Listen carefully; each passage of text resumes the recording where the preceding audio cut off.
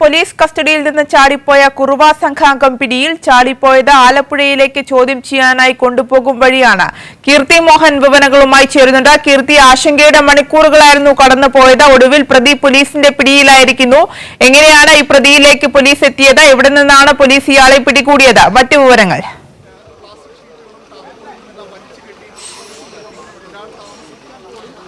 അതിസാഹസികമായാണ് police ഈ പ്രതിയെ പിടികൂടിയതെന്ന് നിസ്സംശയം പറയാം. വൈകുന്നേരം 7 മണിയോടുകൂടിയാണ് ഈ ആലപ്പുഴയിലേക്ക് ഈ കുറുവ സംഘത്തിലെ സന്തോഷ് എന്ന പ്രതിയെ ഇവിടെ നിന്നുള്ള പോലീസ്, മണാഞ്ചേരി പോലീസും ഒപ്പം തന്നെ ആലപ്പുഴ ഡിവൈഎസ്പി MR മധുവും ഒക്കെയുള്ള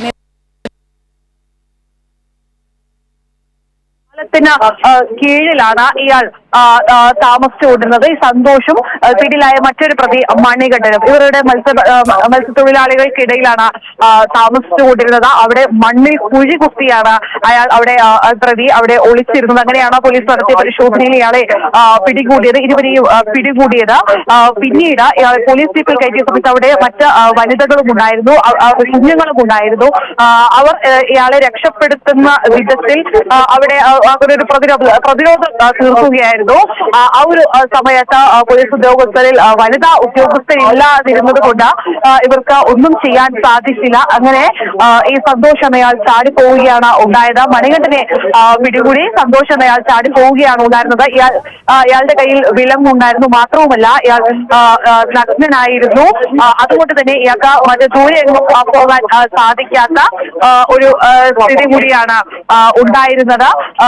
ഇവിടെ എല്ലാ തരത്തിലുള്ള തിരച്ചിൽ നടക്കുകയുണ്ടായിരുന്നു. സ്കൂബ ഡൈവിംഗ് ഒപ്പം തന്നെ ഫയർഫോഴ്സ് ടീം പാലത്തിന് കീഴിൽ കായലാണ്. കായലിലൊക്കെ തന്നെ പോലീസ് ഇറങ്ങി, സ്കൂബ ടീം ഇറങ്ങി പരിശോധിക്കുന്ന സ്ഥിതിയൊക്കെ ഉണ്ടായിരുന്നു. അങ്ങനെ എല്ലാ തരത്തിലുള്ള തിരച്ചിൽ നടത്തുകയുണ്ട്. ഇവർ ഈ താമസിക്കുന്ന സ്ഥലത്തൊക്കെ നമ്മൾ സന്ദർശിക്കുമ്പോൾ അതിശോചനീയ അവസ്ഥ തന്നെയാണ്. ഈ മണ്ണിൽ കുഴി കുത്തി ഒളിച്ചു നിൽക്കുന്ന ഒരു സാഹചര്യം, ഇത്രയും വൃത്തിഹീനമായ ഒരു സാഹചര്യത്തിലാണ് അയാൾ ഒളിച്ചിരുന്നത്. പിന്നീട് ഇയാളെ കണ്ടെത്തിയതും ഈ പരിസര പ്രദേശത്ത് തന്നെയാണ്. ഇയാൾ നഗ്നനായതുകൊണ്ടും ഒപ്പം തന്നെ കയ്യിൽ വിലങ്ങുണ്ടായിരുന്നതുമൊക്കെ കൊണ്ട് ഇയാൾക്ക് ദൂരെ എങ്ങും പോകാൻ സാധിച്ചില്ല.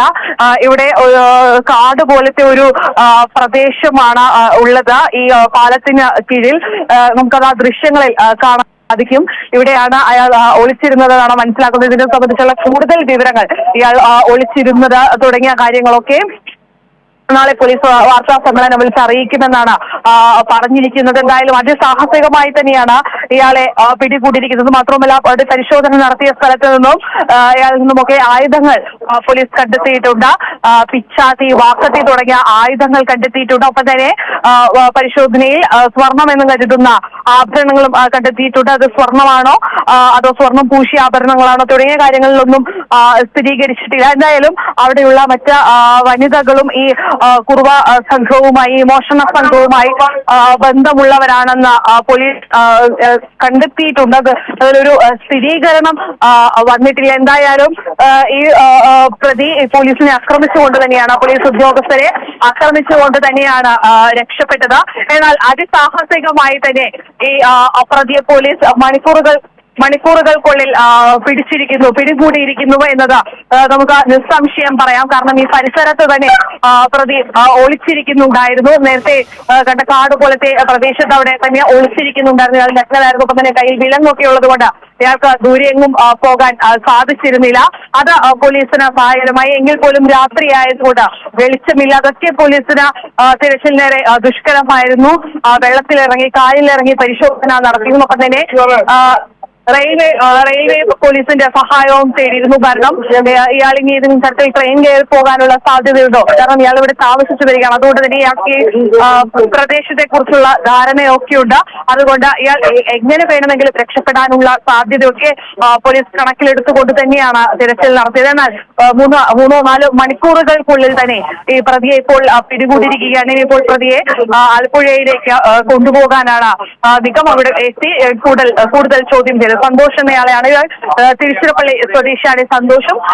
ഈ പോലീസ് പിടികൂടിയ മറ്റൊരു പ്രതിയായ മണികണ്ഠൻ. ഇവർ തിരുച്ചിറപ്പള്ളി സ്വദേശി, തമിഴ്നാട് സ്വദേശികളാണ്. എന്തായാലും ഇവരെ ഇനി ആലപ്പുഴയിൽ എത്തിച്ച് വിശദമായി തന്നെ ചോദ്യം ചെയ്യാനാണ് പോലീസ് തീരുമാനിച്ചിരിക്കുന്നത്. കീർത്തി, തീർച്ചയായും നമുക്കറിയാം, കുറച്ച് നാളുകളായി തന്നെ ഇത്തരത്തിലുള്ള കുറുവ സംഘം നാടിനെ ഭീതിയിലാഴ്ത്തിയിരുന്നു. വിവിധ ഭാഗങ്ങളിൽ ഭീകരാന്തരീക്ഷം സൃഷ്ടിക്കുന്ന ഒരു സാഹചര്യവും അതുപോലെ തന്നെ കവർച്ചാ ശ്രമവും ഉൾപ്പെടെ നടത്തിയിരുന്നു. ഈ സംഘത്തിലെ മുഴുവൻ പേരും പിടിയിലായിട്ടുണ്ടോ? അത്തരത്തിലുള്ള ഏതെങ്കിലും വിവരങ്ങൾ പോലീസിന്റെ ഭാഗത്തുനിന്ന് ലഭ്യമായിട്ടുണ്ടോ? ആര്യ പറഞ്ഞതുപോലെ കുറച്ച് നാളുകളായി കേരളത്തെ ആകെ തന്നെ ആശങ്കപ്പെടുത്തുന്ന ഭയപ്പെടുത്തുന്ന കാര്യം തന്നെയാണ് കുറുവാ സംഘം. അതുപോലെ പ്രത്യേകിച്ച് ഈ നഗരപ്രദേശത്ത് കൊച്ചി പോലെ നഗരപ്രദേശത്തെ കുറുവാ സംഘമൊക്കെ തമ്പടിച്ചിരിക്കുന്നു എന്ന് പറയുന്നത് ഏറെ ഭയപ്പെടുത്തുന്ന കാര്യം തന്നെയാണ്. ഇതും ഈ ഒരു നഗരപ്രദേശമായ കുണ്ടന്നൂർ പാലത്തിന് കീഴിലാണ് ഇവർ ഈ പ്രതികൾ താമസിച്ചു വന്നിരിക്കുന്നത്. കാരണം ഇവിടെ മത്സ്യത്തൊഴിലാളികളുടെ അവർക്കിടയിലാണ് ഇയാൾ താമസിക്കുന്നത്. എന്നാൽ അവിടെയുള്ള മറ്റുള്ളവർക്ക് ഇയാൾ ഇങ്ങനൊരു കുറുവാ സംഘത്തിൽ ഒരു മോഷണ സംഘത്തിൽപ്പെട്ട ആളാണ് എന്നൊന്നും അറിയില്ല എന്ന് പറയുന്നുണ്ട്. എന്നാൽ പോലീസ് പറയുന്നത് ഇവർക്ക് ഇതൊക്കെയായി ബന്ധമുണ്ട് എന്നും പോലീസ് കണ്ടെത്തിയിട്ടുണ്ട്. പോലീസ് ഇനി തുടർ നടപടികൾ തുടർ അന്വേഷണമൊക്കെ ഇതുമായി ബന്ധപ്പെട്ട് നടത്തുന്നുണ്ട്. ഇനിയും മറ്റ് ആളുകൾ ഇവിടെ സംഭടിച്ചിട്ടുണ്ടോ തുടങ്ങിയ കാര്യങ്ങളൊക്കെ പോലീസ് അന്വേഷിക്കുന്നുണ്ട്. ഈ പ്രതിയിൽ സംഭടിച്ചിട്ടുണ്ടോ തുടങ്ങിയ കാര്യങ്ങളൊക്കെ പോലീസ് അന്വേഷിക്കുന്നുണ്ട്. ഈ പ്രതിയിൽ നിന്നും പിച്ചാത്തി, വാക്കത്തി തുടങ്ങിയ ആയുധങ്ങൾ കണ്ടെത്തിയിട്ടുണ്ട്. സ്വർണമെന്ന് തോന്നിക്കുന്ന ആഭരണങ്ങൾ കണ്ടെത്തിയിട്ടുണ്ട്. ഇതൊക്കെ സ്വർണം തന്നെയാണോ എന്ന് സ്ഥിരീകരിക്കേണ്ടതുണ്ട്. എന്തായാലും പോലീസിനെ വട്ടം ചുറ്റിച്ചു എന്ന് തന്നെ പറയാം. ഈ ഒരു 3-4 മണിക്കൂർ വനിതാ ഉദ്യോഗസ്ഥരില്ലാത്തത് കൊണ്ടാണ് അവിടെ വനിതകൾ പ്രതിരോധം തീർത്തപ്പോൾ ഇവർക്ക് പോലീസിനൊന്നും ചെയ്യാൻ സാധിക്കാത്ത ഒരു സ്ഥിതിയിലേക്ക് വനിതകളുടെ കൈ കുഞ്ഞുണ്ടായിരുന്നു. അങ്ങനെ ഉള്ള സന്ദർഭങ്ങളൊക്കെ വന്നപ്പോൾ പോലീസിനൊന്നും ചെയ്യാൻ സാധിച്ചില്ല. അങ്ങനെയാണ് ഈ പ്രതി രക്ഷപ്പെട്ടോടിയത്. എന്നാൽ പോലീസ് നടത്തിയ അതിവിദഗ്ധമായ തിരച്ചിലിൽ ഈ പ്രതി കുടുങ്ങുകയായിരുന്നു. പരിസരത്ത് തന്നെ പ്രതി കാട് പോലുള്ള പ്രദേശമാണ്, പരിസരത്ത് തന്നെ ഒളിച്ചിരിക്കുന്നുണ്ടെങ്കിൽ പോലും ഈ വെളിച്ചമില്ലാത്തതും ഒക്കെ തന്നെ പോലീസിന് തെരച്ചിൽ നടത്തുന്നതിൽ ദുഷ്കരമായിരുന്നു. അത്തരം പ്രതിസന്ധികളൊക്കെ ഉണ്ടായിരുന്നു. എങ്കിൽ പോലും മണിക്കൂറുകൾക്കുള്ളിൽ തന്നെ ഈ